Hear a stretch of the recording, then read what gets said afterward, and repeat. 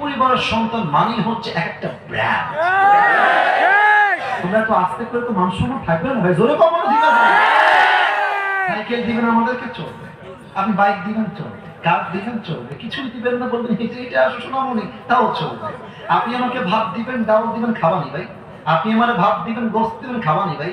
আপনি আমারে ভাত দিবেন, আলু ভর্তা দিবেন, তাও খাওয়ানি ভাই। কারণ কি, আমি বড় ঘরে ধাপুস ধুপুস খেয়ে বড় হওয়া ব্রয়লার মুরগি না।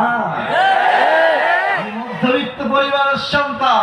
আমি কম্বল দিয়েও ঘুমাইতে পারি, কম্বল ছাড়াও ঘুমাইতে পারি, বালিশ দিয়েও ঘুমাইতে পারি, বালিশ ছাড়াও ঘুমাইতে পারি, খাট দিয়েও ঘুমাইতে পারি, আমি টাইলসে ফ্লোরেও ঘুমাইতে পারি। আমরা মধ্যবিত্ত পরিবারের সন্তান। আমরা চাইলে আরাম যেমন করতে পারি, বিদেশের মাটিতে গিয়ে মাথার ঘাম পায়ে ফেলে কঠোর পরিশ্রম আমরা সবাই করতে পারি।